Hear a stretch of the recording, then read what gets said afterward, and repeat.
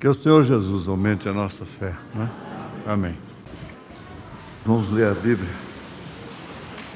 Visto que temos um grande sumo sacerdote, Jesus, Filho de Deus, que penetrou nos céus, retenhamos firmemente a nossa confissão, porque não temos um sumo sacerdote que não possa compadecer-se das nossas fraquezas, porém um que, como nós, em tudo foi tentado, mas sem pecado.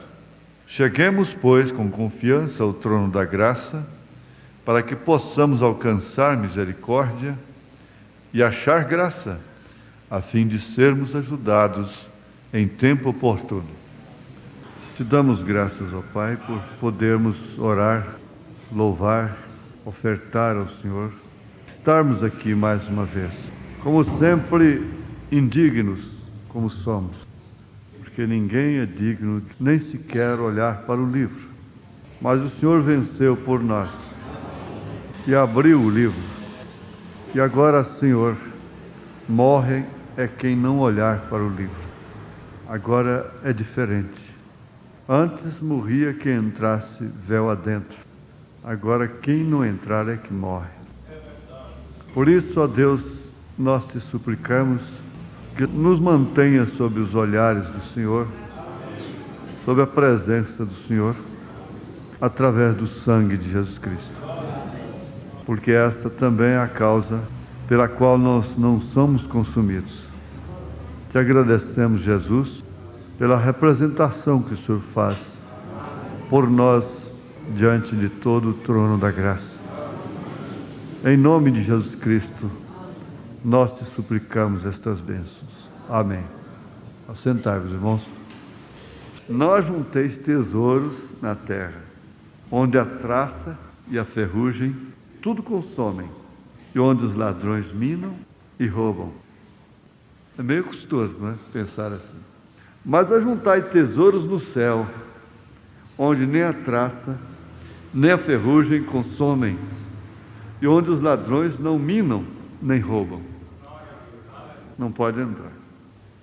Nós temos a Escritura que condena o homem preguiçoso, desordenado, de tal forma que você não deve nem saudá-lo.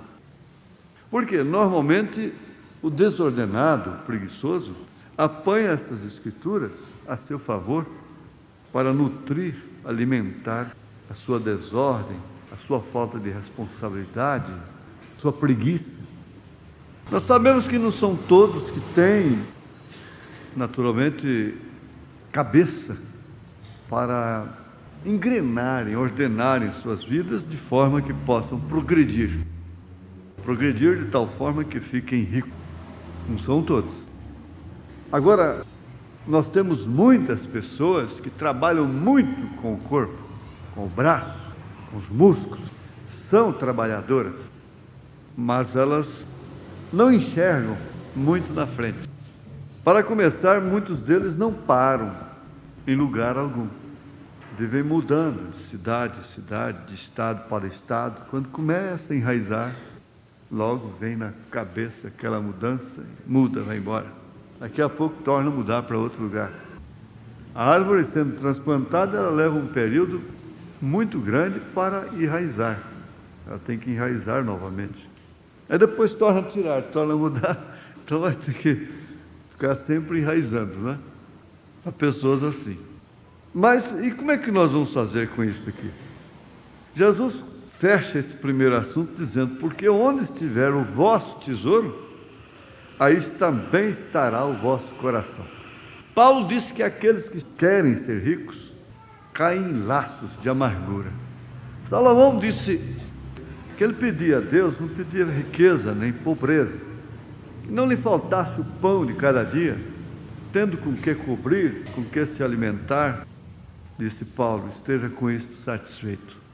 Então, o tesouro começa a chocar com a fé justamente quando o seu coração é posto nele.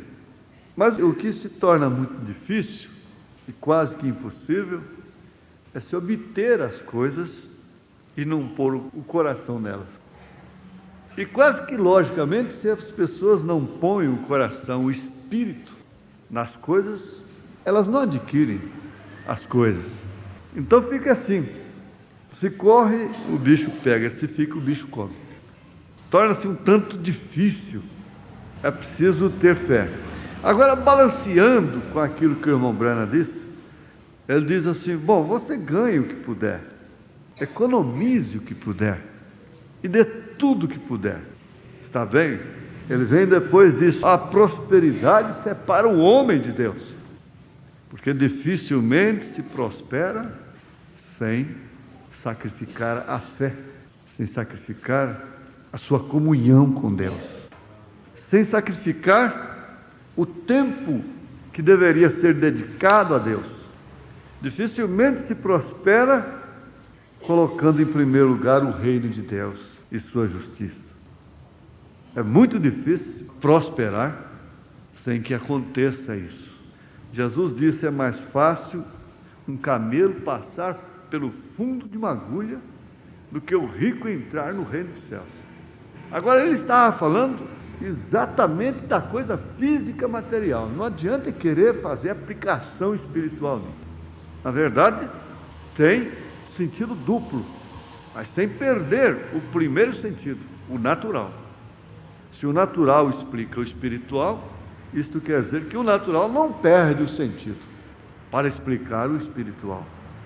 O quarto selo, parágrafo 2, uma oraçãozinha que o irmão Brana está fazendo no início do selo, da abertura da reunião, ele diz, nosso Pai Celestial, de novo nesta noite vimos ante Ti, no nome de Jesus Cristo, para dar-te ações, isto quer dizer, dar-te graças por este dia, e estamos pedindo agora Tuas bênçãos sobre este culto.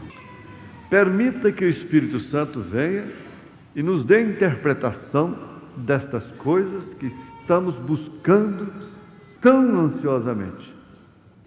Veja só, buscando ansiosamente. É claro que nós não vamos poder estar buscando ansiosamente uma coisa que já recebemos, porque nós recebemos a mensagem, nós cremos na abertura dos selos, nós fomos revelados, nós somos pessoas reveladas. Aí que está a diferença. Paulo disse, é Deus injusto? Ele tem compaixão de quem ele tem compaixão? Ele tem misericórdia de quem ele tem misericórdia? Pega um trapaceiro, um Jacó, e o ama desde o ventre de sua mãe, e aborrece um homem decente. Você vai censurar a Deus? Quantas pessoas melhores do que você conhece, porque nós temos autocrítica, essa pessoa não crê na mensagem, tem mais qualidades do que eu, e eu creio na mensagem. Por que essa pessoa não crê? Por que a minha mãe não creu? Por que meu pai não creu? Por que o reverendo fulano de tal, como eu mesmo perguntei? Aí está a resposta. Existe uma relação muito grande desse material aqui com o espiritual, é claro. Jesus valorizou tanto a alma que ele chegou a dizer, o que aproveita o homem ganhar o mundo todo. Não é isso, esse grande prêmio da cena, não. Você vem perder a sua alma. Ele ganha o mundo todo. Dizer que a alma se perde? Se perde, sim. Porque não tem remédio para ela depois que morre. Não há outro recurso, não há outro processo, não há outro meio. Por isso que Jesus fechou a coisa. O que aproveita o homem ganhar o mundo todo, se vier a perder a sua alma. Laodiceia ficou rica, abastada. Em Apocalipse capítulo 3 nós temos isso. Laodiceia se refere à era, à igreja, morna, rica, abastada, cheia, inclusive de dons, rica em tudo. Isso quer dizer que a Bíblia está nos mostrando aqui um relacionamento bem afinado do natural com o espiritual. Existem ricos espiritualmente falando, ricos, são ricos, crescem. O que nós não queremos ser? Nós queremos ser sempre pobres, porque quando nós formos ricos, nós seremos laodiceanos. Por quê?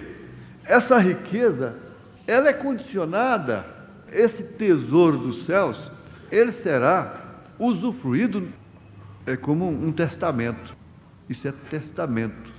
O testamento entra em vigor assim que o testador morre.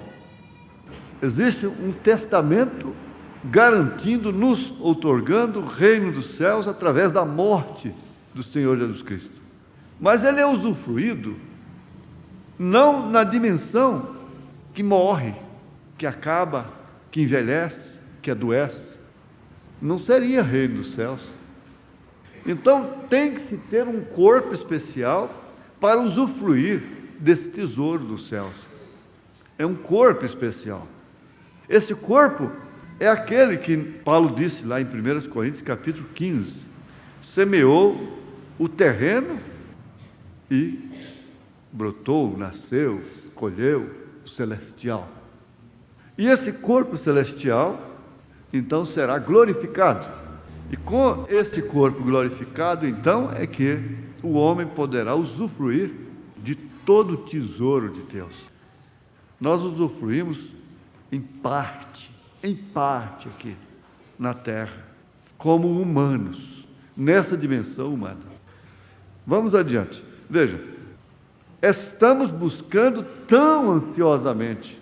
Isso quer dizer, nós estamos interessados.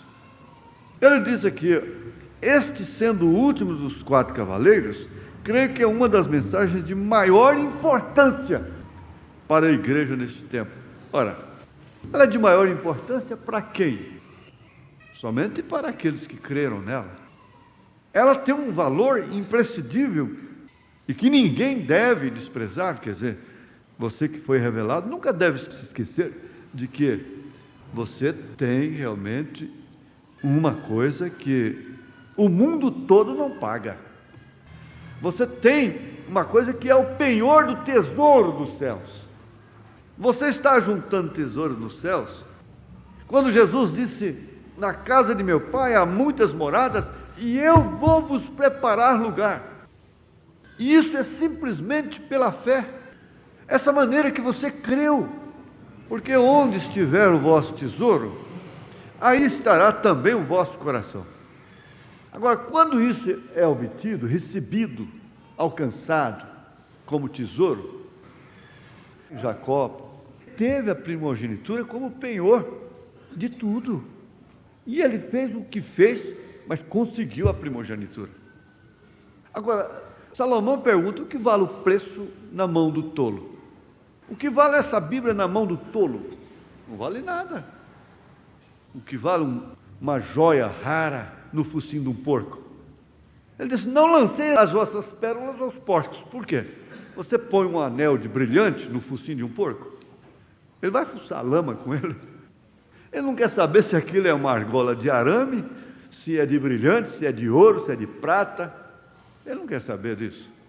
Às vezes nós queremos colocar a mensagem em todas as pessoas e elas pisam nela. Agora, isso é muito claro, conversado assim, fica muito bem entendido, né? Depende muito da maneira, do valor que a pessoa dá naquilo. Bom, isso aí para você não vale nada, mas para mim vale tudo. Havia um campo que ninguém dava nada por ele, mas um homem chegou lá, ele conheceu a coisa. Ele disse, eu compro esse campo, e pagou por ele, porque naquele campo havia um tesouro.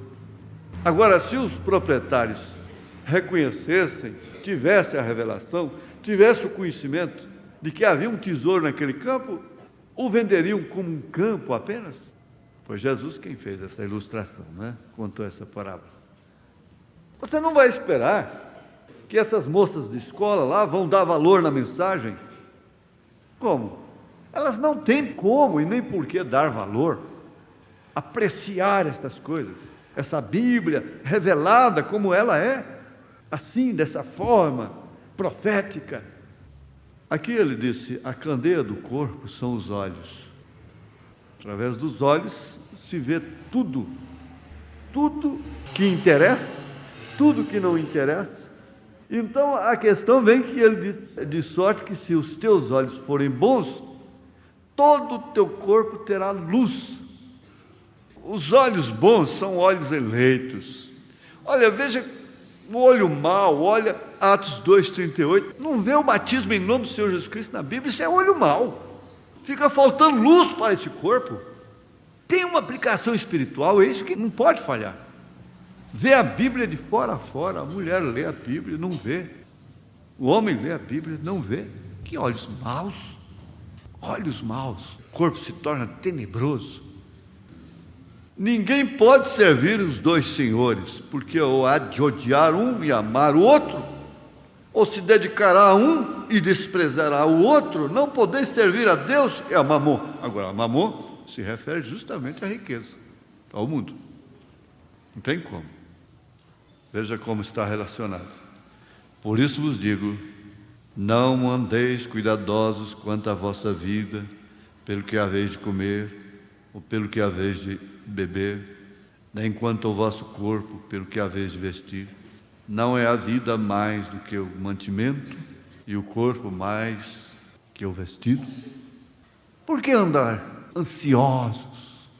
Não pode deixar as coisas acontecerem naturalmente, sem sacrificar isto aqui, buscar o reino de Deus em primeiro lugar? E qual de vós poderá, com todos os seus cuidados, acrescentar um côvado na sua estatura? Ó, Jesus, Luís XV acrescentou, botou um sapato dessa altura. Não é o que se faz? E quanto ao vestido, por que andais solícitos? Irmãos, o tempo não dá, isso tudo aqui tem uma aplicação espiritual. Tem gente aí tão ansioso, tão solícito. Tudo tem uma relação espiritual. A Bíblia é bonita. A Bíblia é um livro perfeito. Perfeito. Perfeito. Com razão, ela é uma espada de dois gumes. Veja só, esses lírios não trabalham, e eles crescem sem trabalhar, nem fio. E eu vos digo que nem mesmo Salomão, em toda a sua glória, se vestiu como qualquer deles.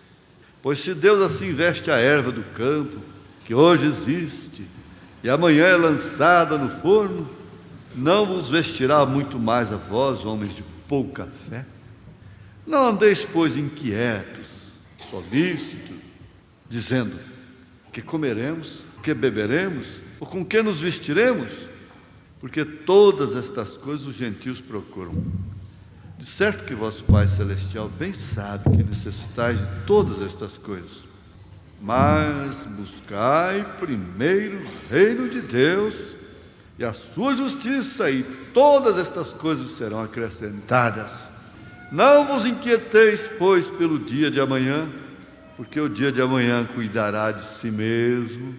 Basta cada dia o seu mal. Aí ele continua. Agora, isso aí não carece de interpretação.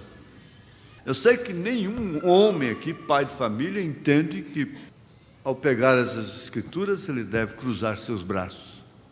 Mas ele sabe realmente o que significa colocar as coisas em primeiro lugar e Deus em segundo lugar. Quando muitas vezes a maneira de colocar Deus em primeiro lugar é trabalhando, é respondendo no posto de dever, é cumprindo com seus compromissos. É exatamente aí quando ele está pondo Deus em primeiro lugar. Disso aí nós não temos medo, né? Jesus fala desse rapaz de qualidade, e somente quem crê no profeta é que podia receber essas bênçãos, né? A gente vê claramente como o profeta diz. Ele é aquele que chegou a Jesus, nunca tinha matado, nem roubado, nem prostituído, nada disso, guardava os mandamentos, ainda procurando o que tinha que fazer para herdar a vida eterna. Jesus então foi justamente na corda do coração dele. Jesus conhecia os pensamentos. Ele falou assim para ele: você vende tudo o que você tem, dá aos pobres e me segue. O rapaz saiu triste, e Jesus virou para os seus discípulos e disse: é mais fácil um camelo passar por fundo de uma agulha do que o rico entrar no reino dos céus. Veja o quanto ele ficou triste. O quanto ele ficou triste quando eu falei para ele que ele tinha que desprender, largar daquilo que prendia o seu coração, né?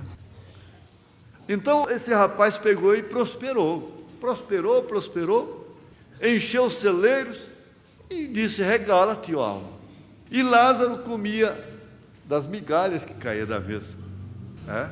Comia das migalhas que caía da sua mesa. Tudo relacionado a uma coisa, a sequência veio. Regala-te, ó alma. Você tem tudo, os celeiros estão cheios.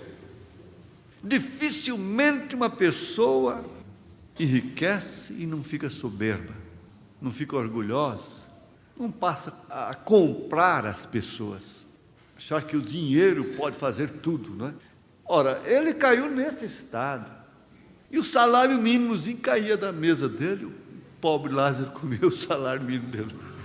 Mas ele foi levado para o inferno, como os irmãos conhecem a Escritura, para o Hades, enquanto Lázaro foi para o seio de Abraão. Agora, lá a coisa mudou. Lá ele era um pobre desgraçado, em tormentas, e Lázaro era um descansado. Os papéis se inverteram. Agora ele não queria uma migalha que caísse da mesa de Lázaro. Ele queria apenas que Lázaro molhasse o dedo na água e tocasse na sua língua. Veja como é que ficou tudo ao contrário. É o que realmente vai acontecer. Por isso não tem que os pobres ficarem lutando assim de uma maneira, vamos dizer, de uma maneira revoltada contra a sociedade, contra os ricos. Desde o princípio existem ricos e pobres. A Bíblia caminha com isso. Ninguém deve ser revoltado por ser pobre. Ninguém deve ser orgulhoso, avantajado por ser rico. Se você tem alguma coisa, Paulo disse, como se não tivesse. Jesus disse, quando João estava preso para morrer, é fácil a gente fazer uma palestra dessa aqui, porque não tem ninguém rico aqui, não é? Agora, João estava preso para morrer, na cadeia. Ele que já tinha indicado Jesus como Cordeiro de Deus. Ele disse, é necessário que eu diminua e que ele cresça. Ele caiu em tanta fraqueza, que ele mandou seus discípulos perguntar a Jesus se ele era o Cristo. Ora, uns dias antes ele tinha apontado para ele, eis o Cordeiro de Deus que tira o pecado do mundo. Às vezes a gente prega uma coisa hoje, está na fita aí, e amanhã a gente está numa fraqueza, está num estado tão terrível, que a gente assusta com aquilo que pregou. Agora João havia pregado, apontado para ele, eis o Cordeiro de Deus que tira o pecado do mundo. Daí a pouco, tu és o Cristo. Manda-me dizer se o Senhor é realmente o Cristo.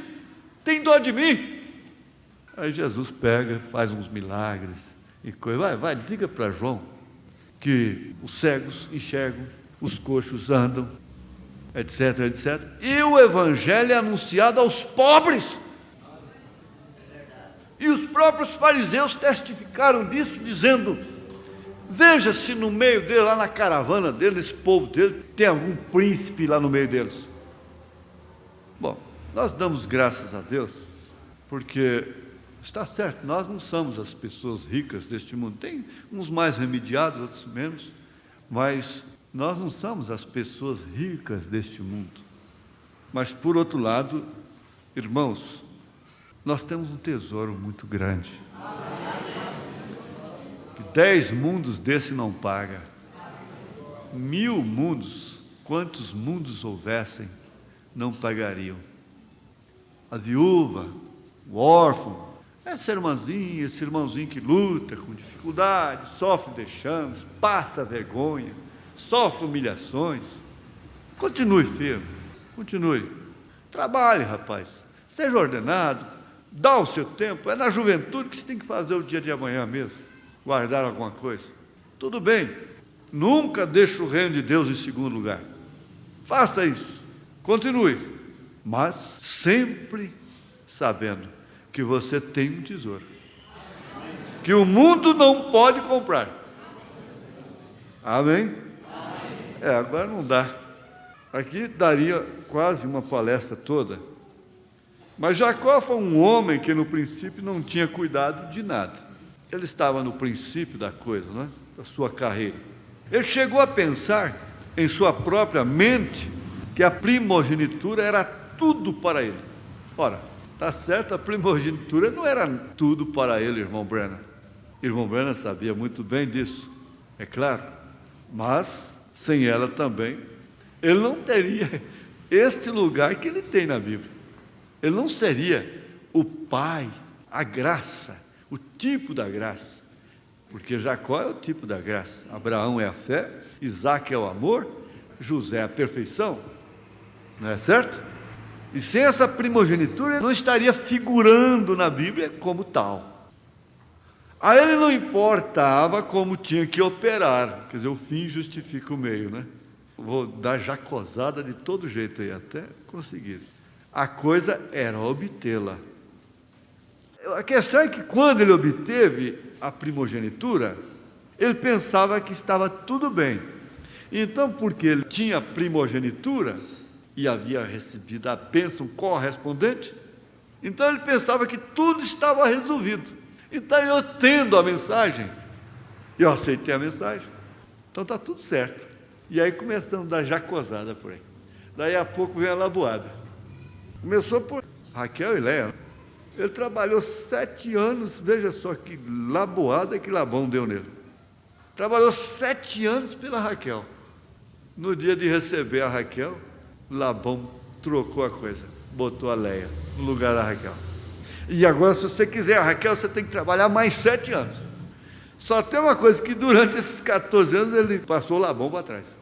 Ele botou até as varas lá, quando as cabras iam beber, elas estavam gestantes, né? Então ele fez a jacosada das varas lá. Elas viam as varas lá e já tinham o trato era o contrato, não é? O trato era o contrato de então. Todos que nascessem listrados era dele. Então só produziam listrados, porque elas viam lá as varas, então os bebezinhos delas saíram tudo listradinho. Ele usou da própria lei de Deus, ele só foi enriquecendo. Mas, gente, não dá para ler tudo. Veja, Jacó chorou como nunca e clamou desesperadamente. Isso já foi lá na frente, até conseguir audiência com Deus. E quando por fim teve êxito, lutou durante toda a noite. Então ele constatou, ele deixou todo o gado, inclusive as 2 mulheres, que uma estava até levando os ídolos do pai, que era Raquel, né? Levando aquela bagagem das denominações que a pessoa ainda vem com ela para a mensagem, os ídolos do pai, ainda vem com elas.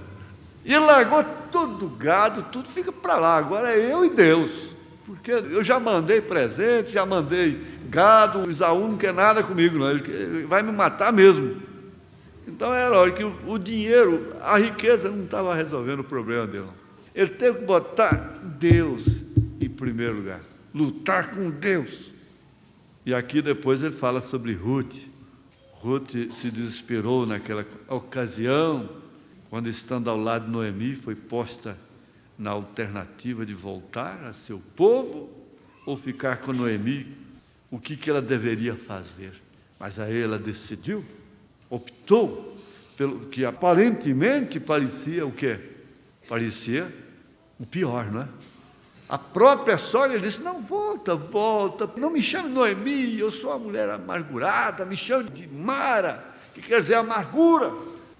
Mas ela escolheu ficar com o pior no presente, o pobre. Noemi estava pobre, mas depois ela ficou rica. É o tipo da igreja, né? Boaz é Cristo, não é? Seu Boaz. Bom, vamos ficar só aqui agora, só para terminar. É Lucas 10, 38. E aconteceu que, indo eles de caminho, entrou numa aldeia, e certa mulher, por nome Marta, o recebeu em sua casa. E tinha esta uma irmã chamada Maria, a qual, sentando-se também aos pés de Jesus, ouvia a sua palavra. Marta, porém, andava distraída em muito serviço, e aproximando-se, disse: Senhor, não se te dá de que minha irmã me deixe servir só? Dize-lhe, pois, que me ajude. E respondendo Jesus, disse: Marta, Marta, estás ansiosa e afadigada, para que isso? Com muitas coisas, mas uma só é necessária, Marta. E Maria escolheu a boa parte, a qual não lhe será tirada. Agora, está certo, Jesus, então vou fazer o seguinte: eu vou largar a cozinha e vou ficar nos pés do Senhor igual a Maria também, depois vamos ver o que nós vamos comer. Pronto. Aí nós vamos ver o que nós vamos comer. Não dá de ver, esse homem quer que eu fique orando com ele. O restinho de arroz está lá na panela, na lata, para fazer o almoço, misturar com um restinho de farinha que ele deixou lá, e 13 caroços de feijão. Irmãos, como eu disse, a Bíblia é gostosa, né? Se a gente vai conversando sobre a Bíblia, a gente pode ter uma noite de vigília. Pode ter uma noite de vigília, porque é tanta coisa que uma escritura chama, e aí então a gente vara a noite. Muitos, a maioria, moram muito longe e tem que trabalhar amanhã cedo. Glória a Deus. Aleluia. O Senhor Jesus Cristo, o Deus Todo-Poderoso, que tem tido misericórdia de nós, continue nos guardando para aquela grande hora, aquele grande momento. Enquanto isso, mesmo que estejamos emagrecendo, perdendo as forças como Abraão e Sara estavam, mas crendo todo o tempo, tendo ousadia para entrar no santuário, na sua presença, crendo nesse tempo da graça, porque aonde abundou o pecado, superabundou a graça. O Senhor agora põe a mão sobre você e te cura pela palavra que você ouviu, que você crê, em nome de Jesus Cristo. Aquele a quem você representa nesta hora, seja também alcançado pelas virtudes dos céus, que o poder de Deus, da pirâmide divina, de fé, virtude, conhecimento, temperança, paciência, amor fraternal e amor, possa operar nesse instante em favor de todo o corpo de Jesus. Aleluia, glória a Deus. Senhor, põe a tua bênção, a sua bênção sobre ti, em nome de Jesus Cristo. Amém, Senhor. Amém. Aleluias. Aleluias. Deus quer lutar contigo para te abençoar, como fez a Jacó no vale de Jaboque. Entra na luta hoje com Deus em oração e não separe dele sem a divina unção para encontrar Esaú. Jacó lutou e orou pelo poder da fé, seu irmão conquistou. Entra na luta hoje com Deus em oração e não separe dele sem a divina unção. Se queres ter vitórias, venha lutar então. É ficar sempre firme com Deus em oração. Entra na luta hoje com Deus em oração e não separe dele sem a divina unção. Entra na luta hoje com Deus em oração e não separe dele sem a divina unção. Entra na luta hoje com Deus em oração e não separe dele sem a divina unção.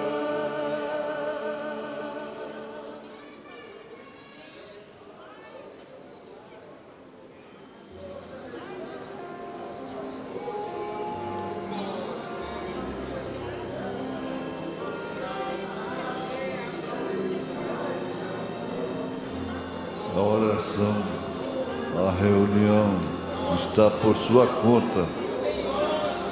Faça o que você veio fazer. Faça. Faça o que você veio fazer. Orando em espírito, cantando em espírito, glorificando em espírito. Deixa o inimigo ouvir a sua voz. Ele não ouve os seus pensamentos.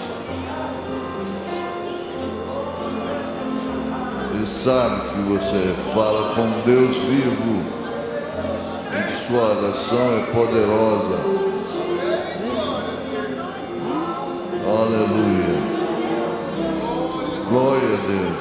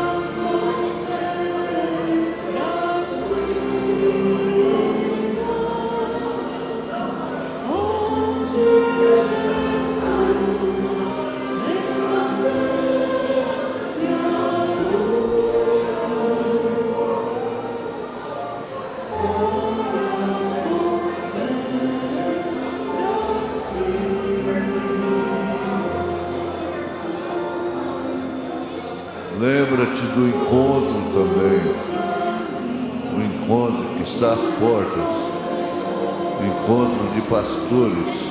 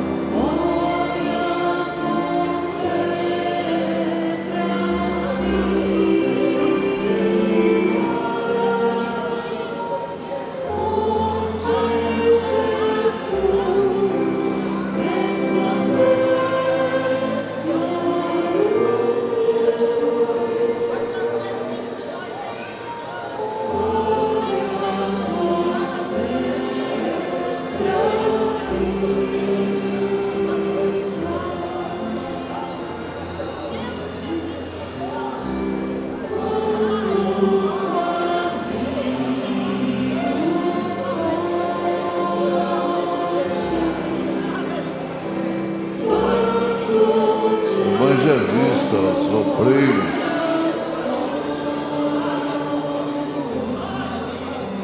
vamos pôr a voz em exercício.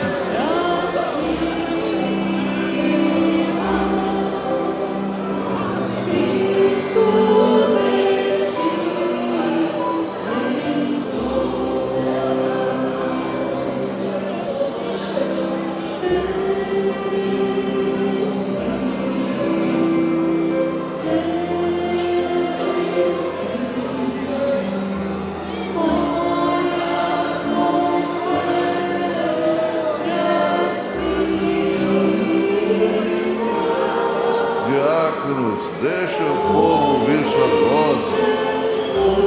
Aleluia.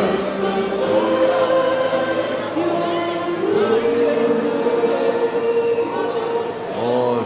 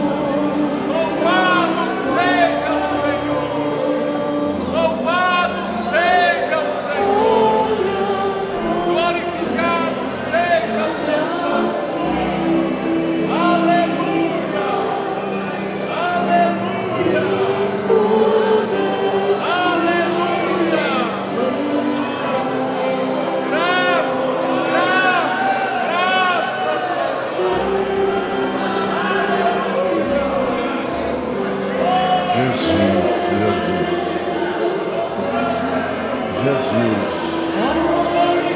Oh, Jesus.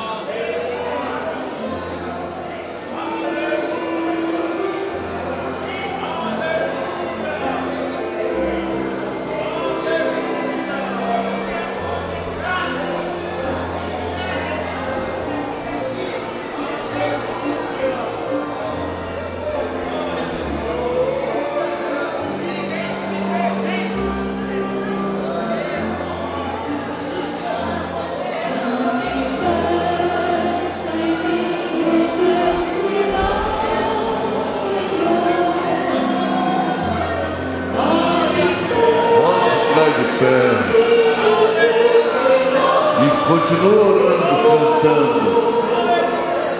Oração cantada. Fiquemos de pé.